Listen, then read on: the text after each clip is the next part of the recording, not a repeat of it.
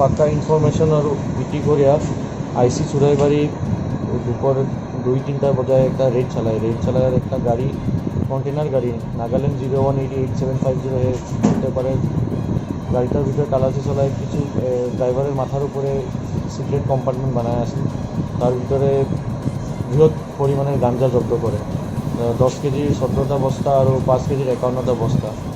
আর এখন সুটপুট করিয়া জানিয়ে যায় যে গাড়িটা আগরতলায় লোডিং হয়েছে আর তার ডেস্টিনেশন আছিল লখরায়। আর ড্রাইভারটা যে এখন অ্যারেস্ট করা গেছে তার নাম সুনীল নিখারে, ঔরঙ্গাবাদ মহারাষ্ট্রার। আর ইয়ার উপরে আর তদন্ত চলছে যে মেইন মালিককে গাঞ্জার বা ইয়ার লগে আর কিছু মানুষ জড়িত আছে কি না এটা জানতে কারণে আমি ওর আমার নির্মাণ নিয়ে ফুটফুস করবো। গাঁজাগুলোর বাজার মূল্য কত টাকা হবে? 40 থেকে 45 লাখ হতে লাগে। গাড়ির নাম্বার NL 0188-750।